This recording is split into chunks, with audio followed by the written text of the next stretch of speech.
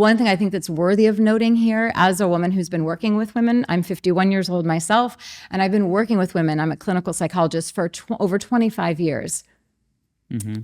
I've not met one woman in my life, not a client, not a friend, not a mother, not a grandmother, not my daughter, not a woman in my life who doesn't have issues with her body. Not a woman. I need that to be heard and understood. So we are in a really hard time, probably more than we've ever been as women. And I see it through the lens of my 21-year-old daughter with all that comes through on social media. We are not in a good place in the world for women. The assault of information, the average woman is exposed to 4,000 ads a day telling her about her lack of worthiness. Obviously, all of those marketing campaigns have to sell fear so that you can become enslaved to toxic beauty culture and buy forever. We now don't even know what human faces look like. We're getting further and further removed from an aging woman's face. Men are called revered and celebrated. They're the silver fox for aging.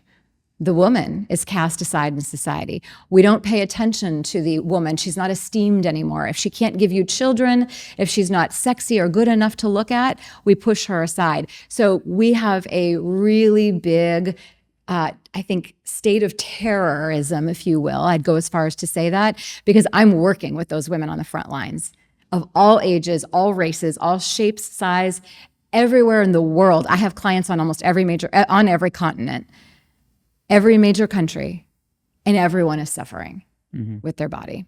The amount of resources and time and money that go into women trying to heal and fix those issues with their body, this is why we will never catch up to men financially nor surpass them, because we're putting our energy and our money in all of the wrong places. So it's a really big epidemic that does not get talked about, I think, nearly enough. And it's continuing to get worse and more perpetuated by women of my generation who are in terror about aging. Interesting. I don't know about the body issues. I would love to know more on why does that happen. There is a silent leadership that doesn't speak in words. It speaks when someone walks into the room. And what I'm talking about is the leadership and the art of aging as women. That's what I'm talking about. That's what's missing in society. In our basically Western part of the world, we don't see women presenting. We now have, Martha Stewart at almost 80 years old on the cover of a magazine filled with Botox and fillers and all of the things. And we call that success. We call that, this is the new 80.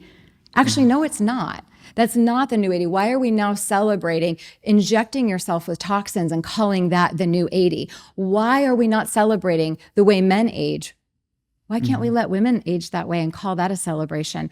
Why is she only celebrated if she's 80 when she actually looks like she's 40? That's the war I'm talking about. 20-year-old girls whose moms are taking them now to get procedures done for their 20th and 21st birthday.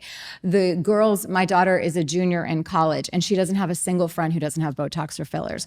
And she says, Mom, I'm only immune to it because I'm watching you. So if you don't have that kind of silent leadership in the home or in corporations or on magazines or walking in the world, we don't believe it exists. We don't have representation.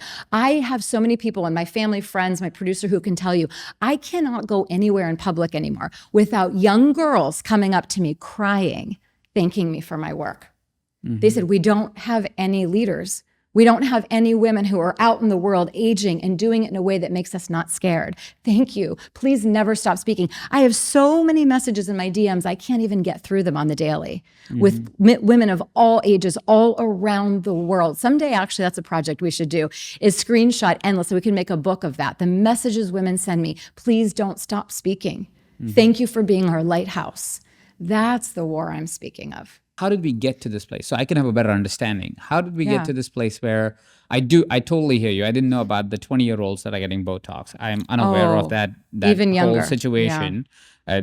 I don't understand 18. Why either. I mean, you're 20. You don't even later you don't really need it, but 20 you're at the prime of your youth. Yeah, but everyone's using filters online. My head, and I'm scrambling to make sense of this information as you're giving it to me. I'm like, hold on, what, how, why? You'll experience it firsthand when your daughter. As a guy also, right? Clearly it doesn't make sense. And what to a me. privilege. Yeah. And what a privilege as a guy also, I don't even know, you're exactly right. What a privilege to not even understand the daily reflection back in the mirror and the continuing of berating everything that you see, because we've been raised on a culture. We watch our moms do it in the mirror.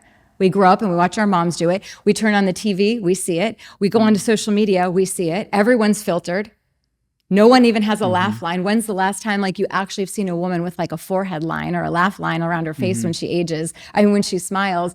So if you see it reflected back to you immediately, the signal goes up. Something's wrong. Something's wrong. I got to get this fixed. Why did that part of my face just move? How did we get here? First of all, women have always been terrified of aging because I see couples walking down the street where the man has gray hair. And in the shape of the arch of their back and the slowness of their pace, you can tell they're probably similarly aged. I see this time and again. The man has snow white regal hair. The woman's hair is jet black, dark brown.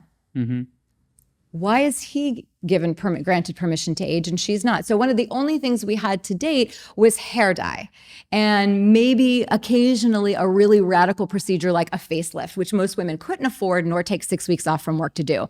But here comes the invention of Botox, 12 years ago. Here's a handy solution, ladies. Come on in. You don't even miss a day of work. We'll give you a little injection. You'll look like fresh face. Get back to the real you.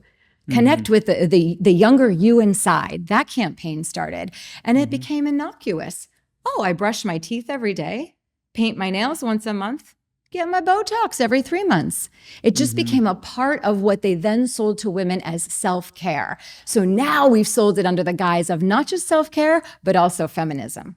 Now we call it feminism, that every woman has the right to choose.